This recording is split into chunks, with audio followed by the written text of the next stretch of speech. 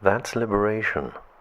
When you are really free from identifying with your own body, mind, and egoism, you are always happy.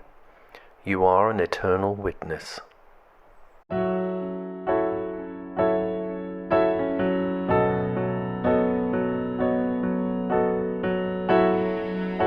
It's your own energy field that stops you. Like Gurudev said, the day will come, you're going to die, and then what? You wasted a whole lifetime. Now, rather than waste a lifetime, you enjoy the moment.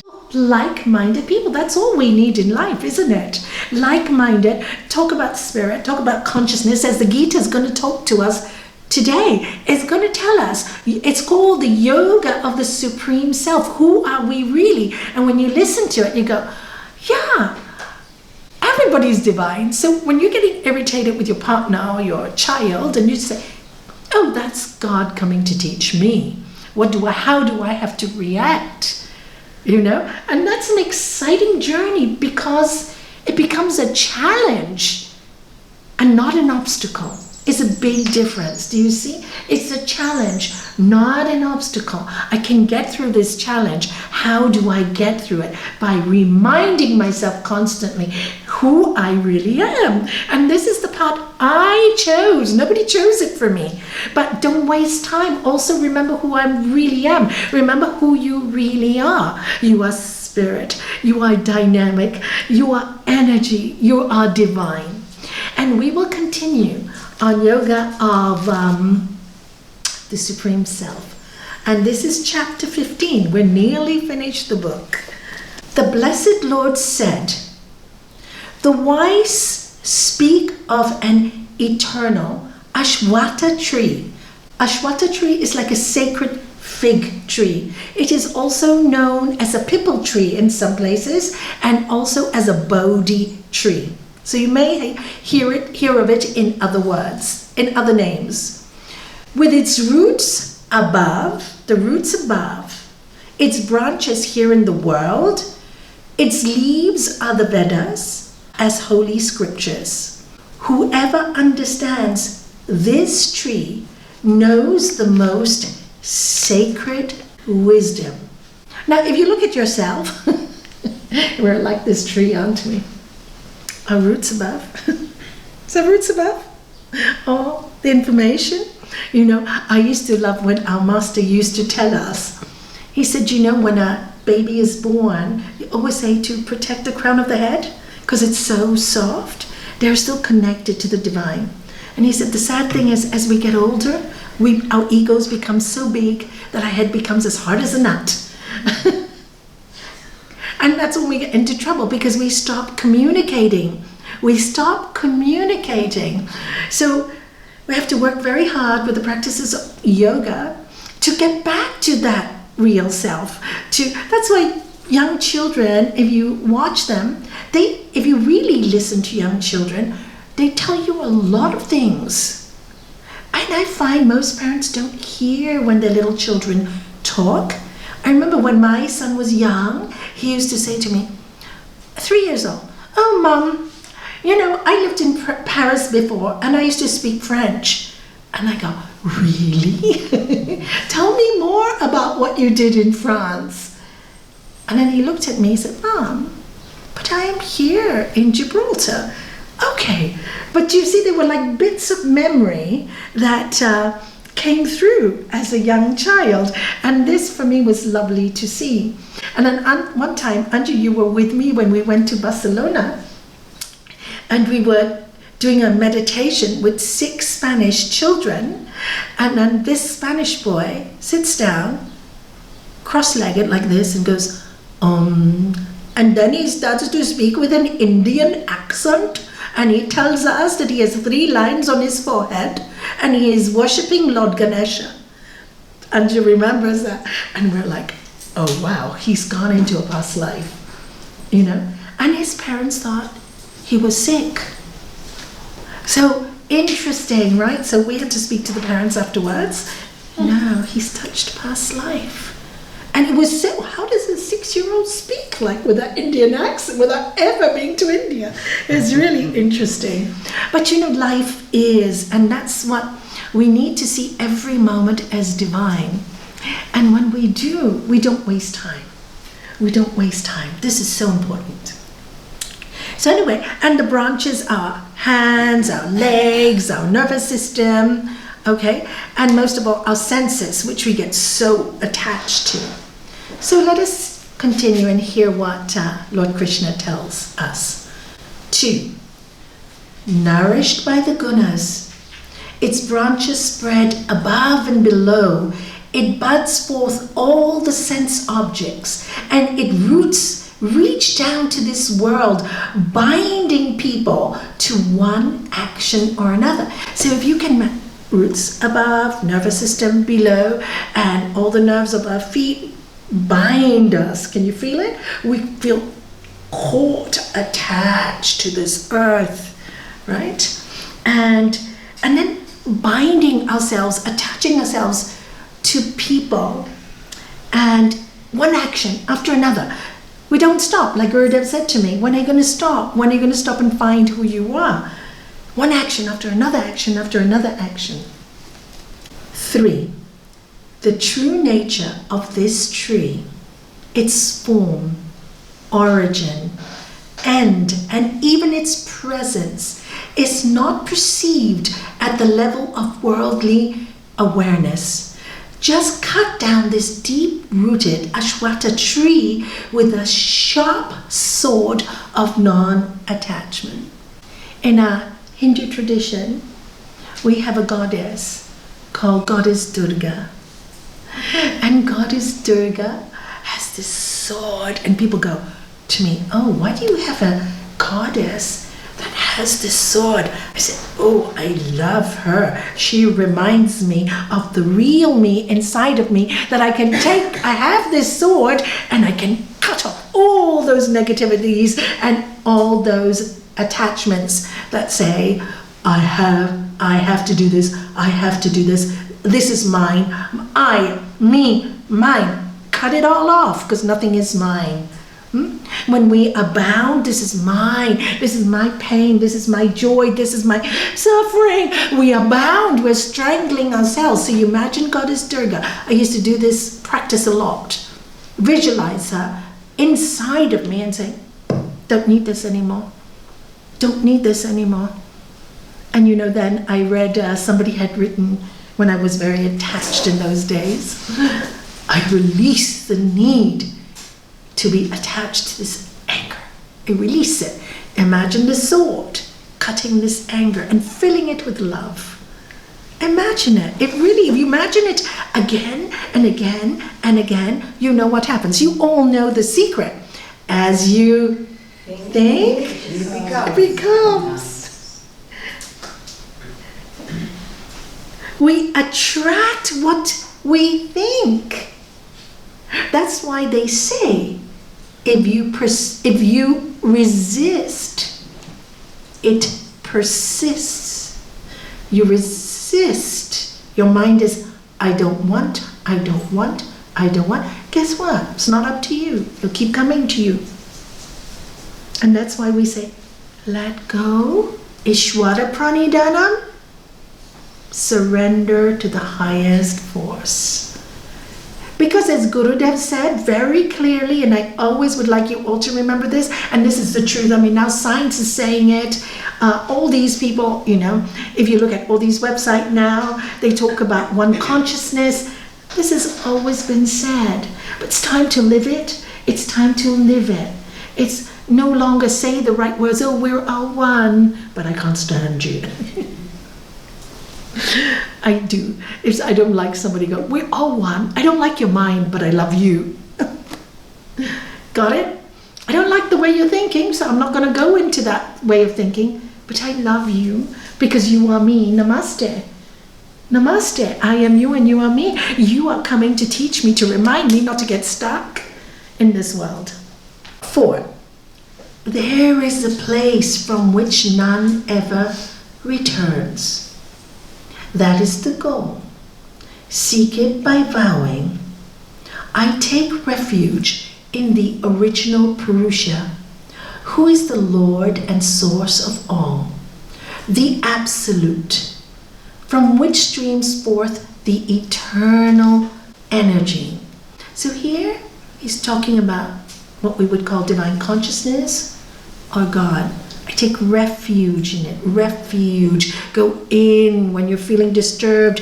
I take refuge in this internal divine place, this consciousness. And he tells us what the human goal is. Guess what? Not to come back to this planet. And so many people tell me, oh, Nalanie, I don't want to come back. I said, no, you can't say that, because the more you say, I don't want, the more you're going to get it. You just say, thy will be done. And as Gurudev said, it's all his form, it's all his name, it's all its deed, and it's all for good. Simply put, actually this whole chapter is just that. This is all about that. So this is our goal, not to complain, to accept pleasure and pain, transcend it all, and know that we are free already. 5.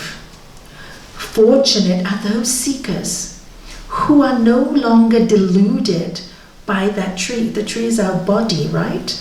And our senses, and thus are liberated from pride. Because they have conquered personal attachment, they ever abide in their true identity, which is the self.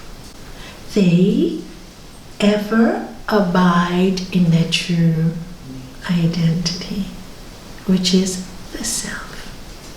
I'm not this body, I'm not this mind, immortal self I am. I'm not this body, I'm not this mind, immortal self I am. Yeah, you know you're not this body, we all die. It's quite funny how we get so attached when we know this. So let's see what he has to say. We are so fortunate when we know this, right? No longer disturbed by personal desires. What disturbs us the most? I need to have, if only if I have this, I'm going to be happy. But if you don't have those, I want, I have to have, and say, I am content. Are you content? Yes. Are you content? Yes. Good, I love that. And what does Sri Patanjali tell us? By the practice, all of you know it. Contentment, what happens? Supreme joy is gained. And Gurudev always said to us, and this is why I was so grateful to him as a teacher. He said, do you think God is going to come down and appear to you as a figure? Because God's not a figure. It is. It's in you. It's in every single person. It's everywhere. It's in everything. He said, when you feel happiness inside your heart, when you feel love inside your heart, when you feel the peace inside your heart, and you can see by your demeanor, and you love life, love people, love everything, even though things are not so good, then you have understood. Makes it easy. Do you see? Puts it in simple language. So many people tell us to find the self, and you're thinking, what am I looking for? It's really complicated. And this is why I love using his Gita, Living Gita, because it makes it so simple. Really, if we can just do this practice. He used to say, Nalanie, it's not putting more stuff in your mind. It's less things. Less thoughts. So when my mind goes like da da da da da da da da da da, I just look at it. And those who've been practicing for some time, you can look at your thoughts and chant at the same time. How many of you can do that? Can you put up your hand? I'd love to see it. It's quite cool, isn't it? You can do both. So what happens if you chant and the thoughts are coming? You kind of get really strong because the chant keeps you protected from those crazy thoughts. Whereas in the past, before I started doing this, I couldn't control those crazy thoughts. I used to feel, I'm running away in those thoughts, and am I getting too agitated? But when I chanted my mantra, and then crazy thoughts come, which they will come for the rest of your life, which is what I've learned, but the chanting is louder, And then you can watch. Wow, this is interesting. I can watch the two. And then I'll just close my eyes and I'll go to sleep. I don't need this fight in my brain. And you can do that. I don't need this fight in my brain. I get up in the morning and I'll know exactly where to go. Because at night is when you're in this state of dream state. And about lucid dreaming, which I really shouldn't get in today. We don't have the time. You can see your dreams, you can understand them, and there are lots of messages in them, right? So when you are aware that constant practice makes you aware that the dream state is just either personal desires in it or past experiences or desires for the future. And you can watch it and you can change your dreams and make them really the way you want to. So you can write your own dreams while you're sleeping. Anyway, that's lucid dreaming. There's lots we can talk about. They're experts in this field. I just learned by practice. And that's why I say you really don't need to go too many places to learn. You just need to be observant of what's happening there, what's happening here inside of you. Keep it simple. The divine is with you. All the answers are within you. We just worry so much, too much about the world, what the world thinks. And yes, of course, we want to be good to the world and kind to the world. But there are going to be some people who are going to think not nice things about us. And there's some people who are going to love us. So long as we live ethically, so long as we live and follow that higher voice, that inner voice, don't worry about anything else. You will be looked after. So no longer are they disturbed by personal desires which have completely abated, or the pairs of opposites such as pleasure and pain. They attain the eternal goal. So now you've learned life is full of pleasure, full of pain. You have also learned that, people love you, people don't like you. You have also learned that all your crazy desires sometimes are not what you're meant to have in life. So what happens? You achieve a sense of peace. A sense of peace. Now you know.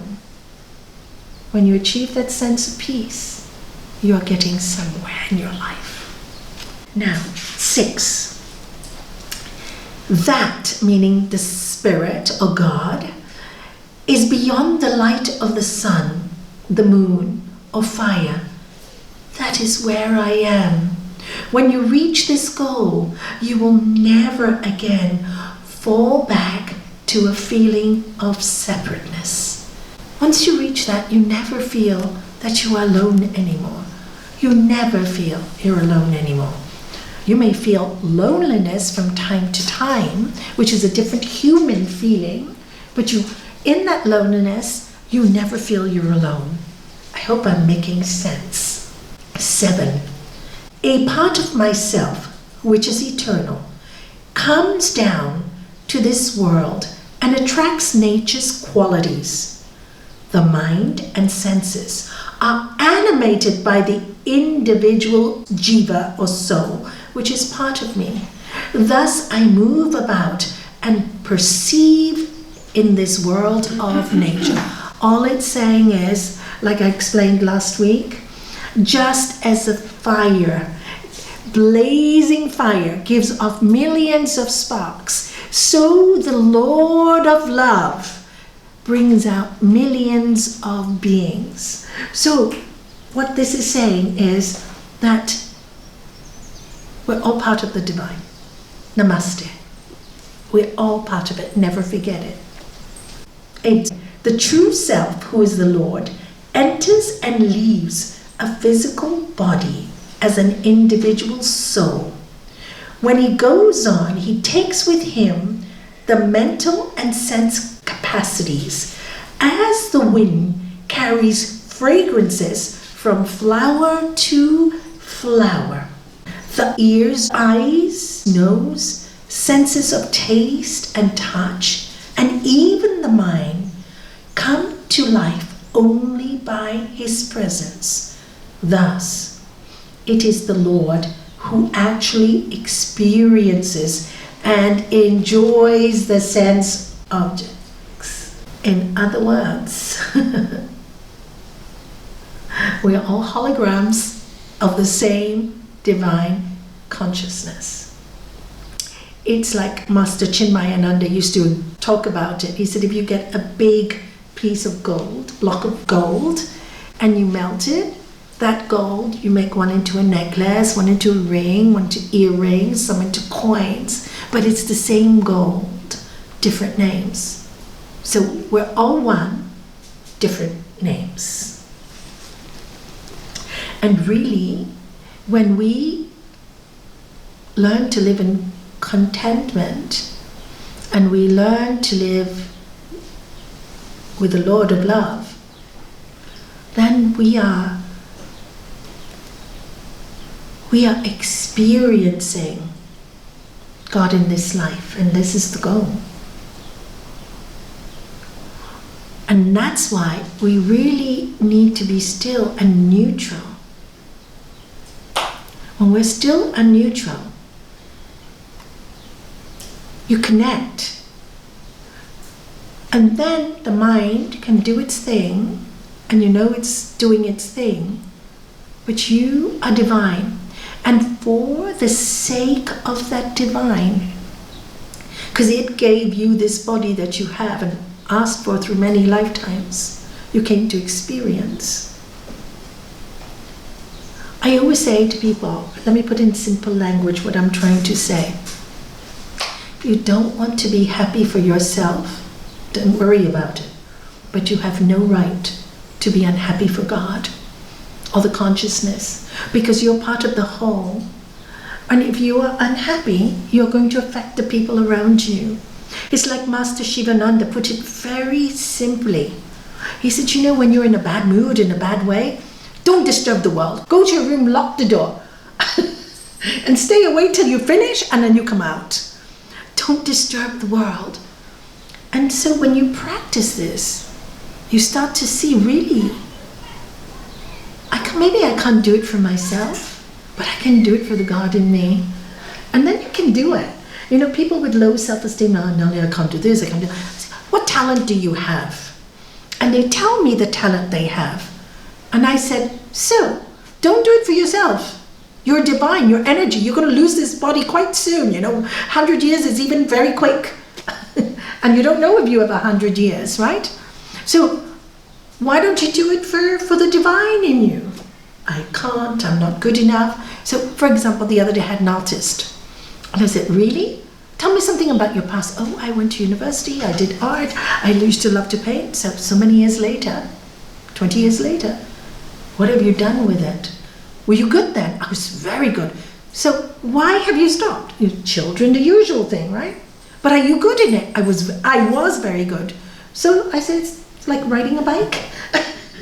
Can you ride a bike? She goes, yes. So you can paint. So I said, okay, here, I have a piece of paper right here. For God, do me a squiggle.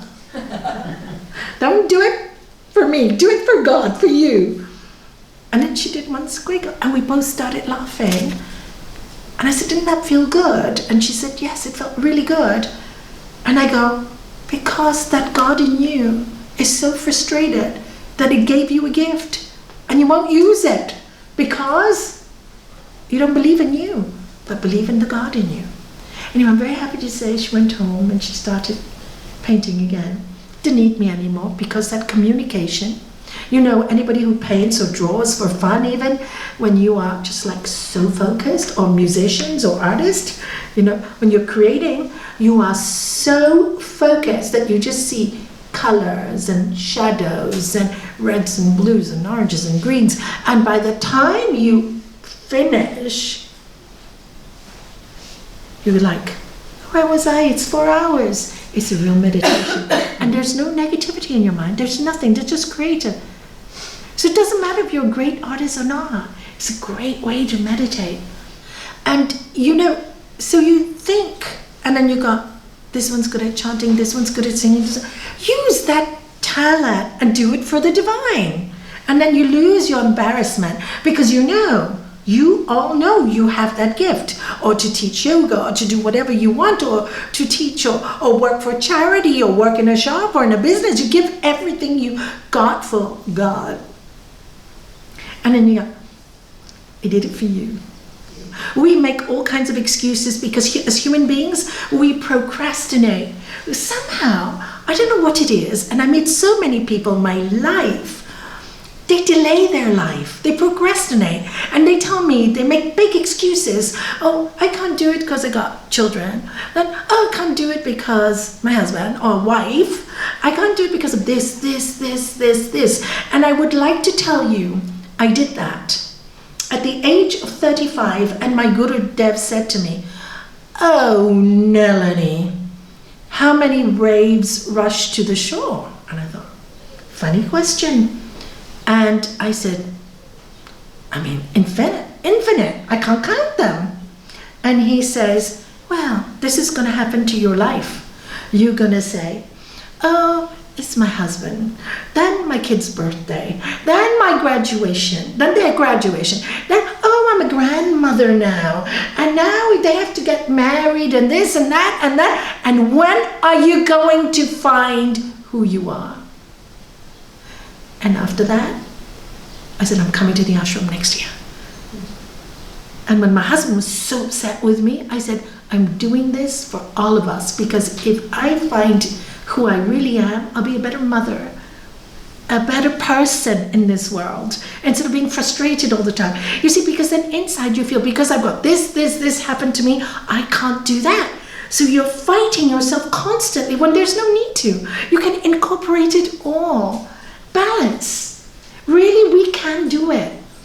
It's us that stops us. And my husband was like, in the beginning, really upset with me taking my path. And I said, okay, Monday to Thursday, I give the world. I work in the shop. From 5 to 8, I'll teach. And then after that, my kids were growing up. They were in boarding school in England. But on their holidays, I cancel everything. Okay? And then I said, weekends for you. It was a perfect balance. You can do it. You can really do it. And Monday to Thursday, I focused on everything to do with my spiritual need, and still look after home and still look after the shop. I'm just saying, don't stop yourself. The mind is very clever. It likes to take us to a tamasic state. It likes us to say, oh, you can't do so much. You can't do so much, but you don't need to do so little also. When your body is tired, that's when you take a break. Your body will talk to you. But training. It's the mind that says, you hear other people, I can't. So what happens? Like Gurudev said, the day will come, you're going to die, and then what? You wasted a whole lifetime. Are you happy with me, God? Do you talk to the divine. Did I do it okay for you? Was I okay? Did I do a good job? And then you want to do a good job. Are you getting this, right? Because the divine is in us. And people make God so serious. Oh my God, meditate 8 hours a day. You have to be miserable. You have to be unhappy. What? All the great souls I have met, Dada Baswani, my beloved Gurudev, my father, and many, many more. They were the happiest people I know. So why are people telling me I have to be miserable to find God? What's going on here, And then you see right through it. And then you go, who is doing this to me? Ideas from this one, ideas from that one. No, I'm going to read the book and I'm going to focus on these sutras or slokas and Upanishads over and over again. The Lord of Love, deep in your heart is the light of all lights. The Lord of Love is in your heart. It's in every single cell. Hear it, live it. Got it? Live it. To this week, I want you to, every minute you forget, you become so human and so attached. It's okay. Say this is only temporary and say, but really, I am the Lord of Love. And I'm going to work in love. I'm going to work in love as much as I can as a human being. Can't be there all the time, otherwise you will die. What can we do? We have to be human too. Are you getting it? But you live without fear, and that's so important. Deluded people do not realize who it is that quits the body at the moment of physical death, nor do they perceive that living presence that dwells within, giving life to the body, enjoying the senses, experiencing everything, and doing things through the gunas. But those with intuitive insight see and understand. Now, did you hear anything depressing in that? Right?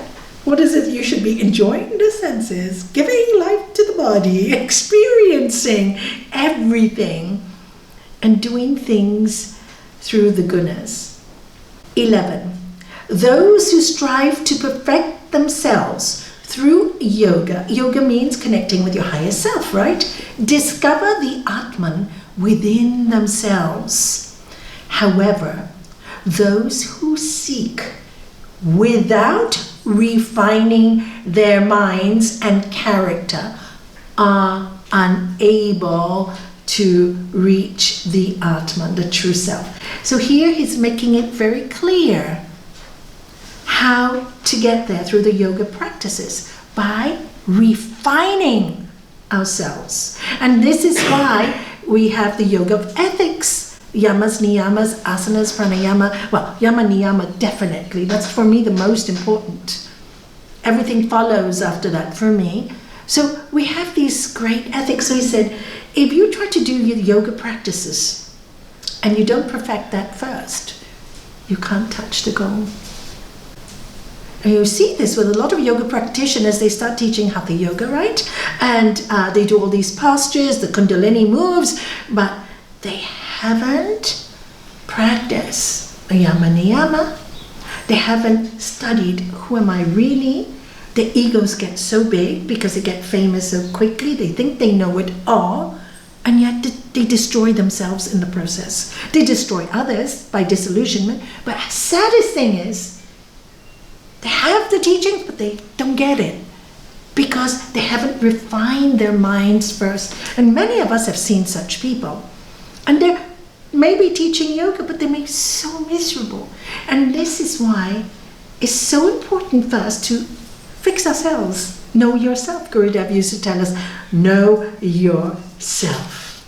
12. There is sunlight that fills all the world. There is moonlight and also firelight. Know that all these lights are one light, which is my light. I like this, it's so poetic. 13. With but a drop of my ohas, which is energy, my presence in the earth sustains all living beings. Listen to this, just a drop sustains us all. This is why there's so many galaxies. Can you ever know God with the mind? Not possible. It's consciousness, it's not a form. Just one drop from that black hole, which is not black at all, comes everything else. And my presence in the moon as the life-giving fluid, soma, nourishes all plant life. My presence in the moon, the moon affects us, right? We all know the moon affects us.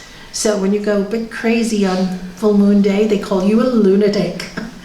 And this is why, in our Hindu tradition, is really very, very interesting as children. My mother used to tell us, we all had meat in those days. On full moon, you have to be vegetarian, and we had to do prayers every full moon morning, the whole family, or our cousins and everything. And I used to think, oh, this is just tradition, I don't want to do it. And of course, they made it so much like a ritual. But when I started to realize that the moon was such an incredible energy, and it was nothing to do with rituals, they made it into a ritual. It's actually, on those days, we are very sensitive. So by not eating too heavy, by meditating, by being at peace, we don't get to the lunatic state. 14. I enter and abide in all creatures as the breath of life, and as prana and apana, the life currents within. I am also the digestive fire. I enter and abide in all creatures. And then the Lord God, this is the Bible, and then the Lord God took the dust off the ground, created man, and breathed into his nostrils the breath of life. How is that different from the Gita? Same thing, right? So we come from, breath is what? Prana, energy, life force. So that life force is in us. And I'm also, the incoming energy is prana, apana is the outgoing energy, and samana is actually the energy of the digestive fire. That's why they say your brain is in your gut, right? Your gut is your second brain. Yeah, your gut is there it goes. I'm also there in the digestive fire. So when you're nervous and irritated, that's where it hits you. 15. I am present in everyone's heart. Thus I give rise to memory and understanding, or take them away. In fact, I am that which is to be realized ultimately. Again, want to know what your human mission is? Not only what do I do in my life? Ultimately, this is your human mission, to be one with the Father. I and my Father are one. And they will know you as my brother and sister by the way you love each other, right? Same thing, no different. I am the goal of all sacred scriptures, all sacred scriptures. Indeed, I am the author of the Vedanta. Vedanta is the study, the end and essence of holy scriptures. And I am also the consciousness that understands it all. So he says, the goal is realize the divine consciousness is everywhere. I'm part of the scriptures. I am the end of all scriptures. So once you know, you don't need to study any scriptures. And I'm the part of you that understands the scriptures too. 16. There are two aspects of Purusha in this world. Purusha is the divine energy consciousness. That which is subject to change and that which never changes. All created beings are of the perishable aspect of Purusha. But the essence of every creature is that imperishable Purusha. So it says in every human being, there are two aspects of us. One that dies and one that never dies. So again and again, you will never fear death if you understand that you are immortal. You can never die. But there is part of you that will die, the human self. That individual human person will die. That is perishable. That will die. My body will die.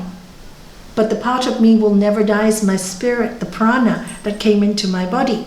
So let's say if I die with my mind with lots of desires and still wanting to learn more, to grow more, what will happen to me? I will leave this earth because I still have so many desires.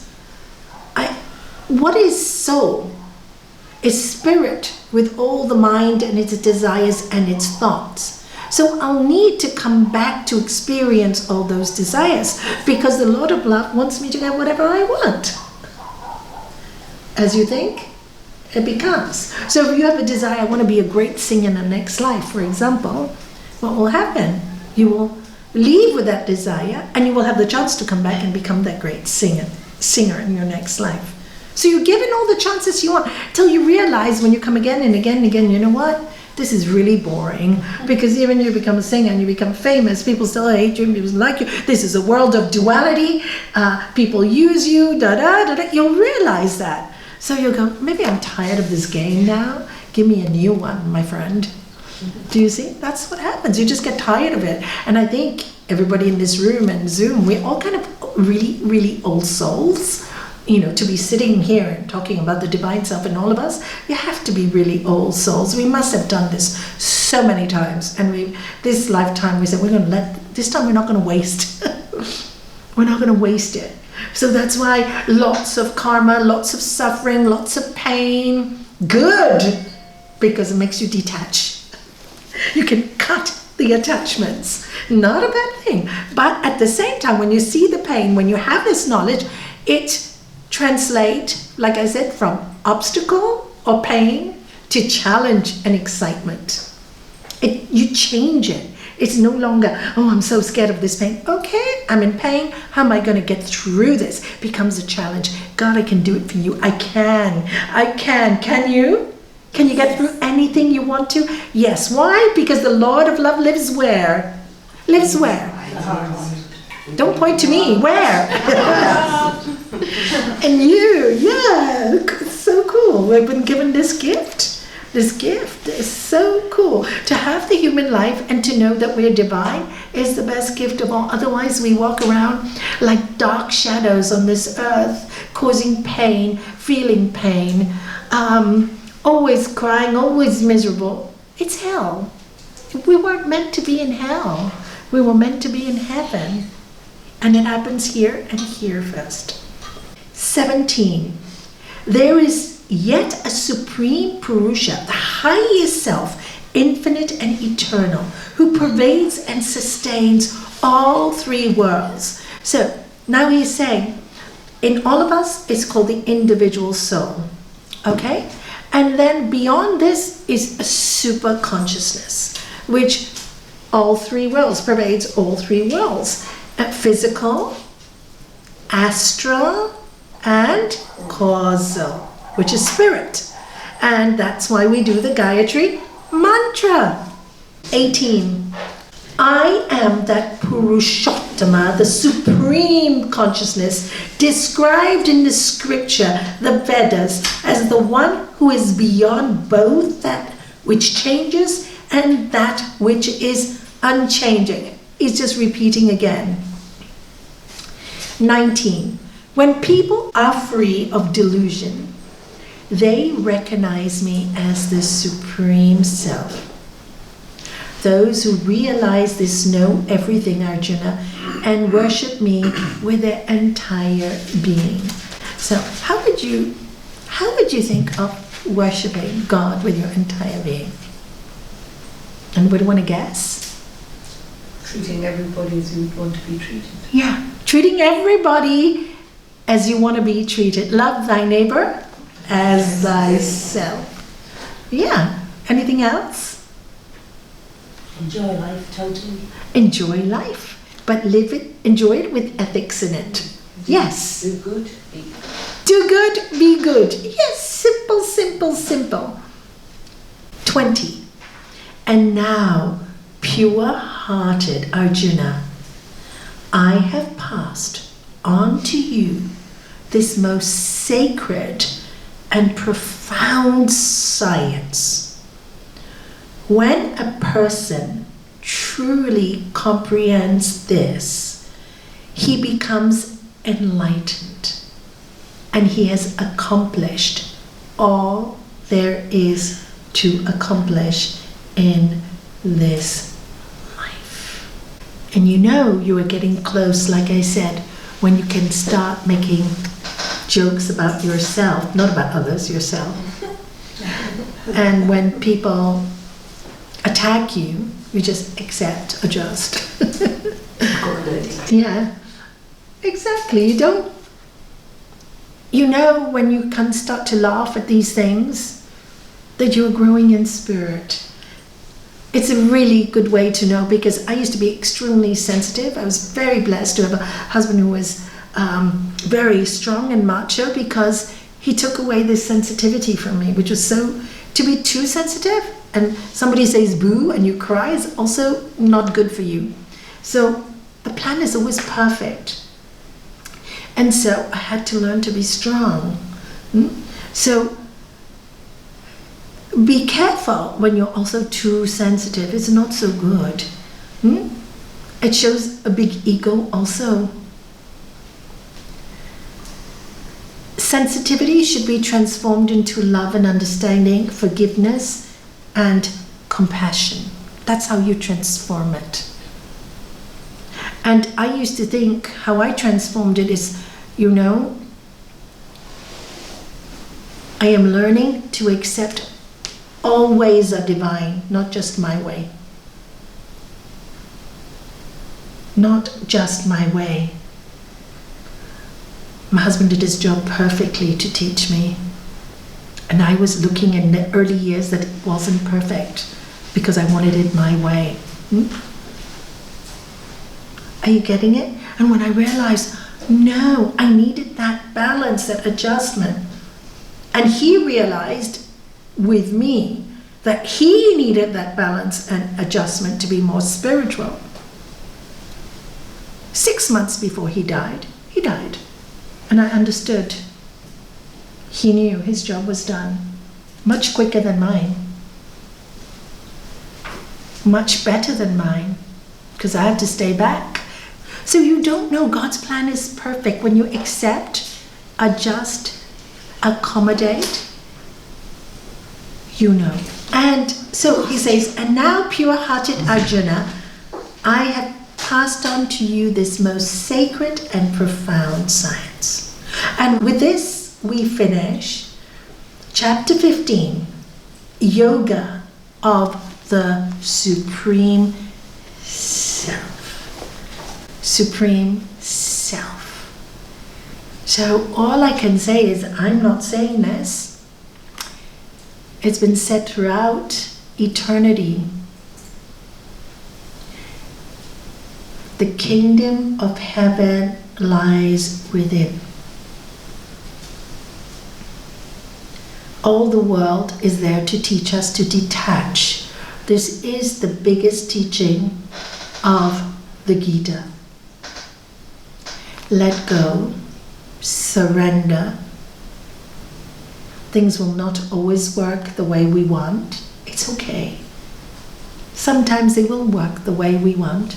It's okay. It's all okay. Nobody is really evil or bad. Their minds are just sick. And then you really get through it. You get through life. They're sick. And sick people sometimes don't want to hear you, and it's okay. Just walk away. And sometimes sick people need to hear you, and they need compassion. Then give your time. Discriminative discernment. But always work from a place of love. So if you feel a person is sick and you want to offer them compassion, but in your heart you're not really feeling it, don't do it. Okay? Because it's more damage. So if a person is sick and you want to work from compassion, you have to really feel love for that divine soul. And if you don't, you just say, I'm not ready for it. Done. There's no judgment made. It's not your time to look after that person. It's probably not your place to look after that person. And that's the divine voice telling you, no, step back, be clever. I'm giving you a message. This is not your job. Let somebody else do the job. It's not meant for you. It's telling you. So don't resist and say, yeah, I accept it. Not going to listen to me, so I'm going to keep quiet. Accept it. Do you see? You don't get upset. You get like, this is it. And then if they need you, they'll call you. Help. You don't get upset. You didn't listen to me before. Now you're calling for help. You want me to come? No, you go, sure, I'm ready. Now you're ready. I'm ready. See, there's no judgment. Are you getting it? And then your heart is clear always because you're living your truth. You're not forcing yourself to be kind when you don't feel it. That's being hypocritical, and people will feel that energy. So step back, and if you know that, there's nothing, that's when you're really divine, because you're listening to God's voice saying, this job is not for you, you have other work to do. You know, but people, what they do is when they get that voice, oh, it makes me not a good person, da-da-da-da. We talked about the Gunas last week. The Gunas actually sometimes guide us. Not this time, this job's not yours, give it to somebody else. It's really very interesting when you study yourself. And when you work with love, you know that's the time to do it. Okay? It's really, if you just listen, you will be told.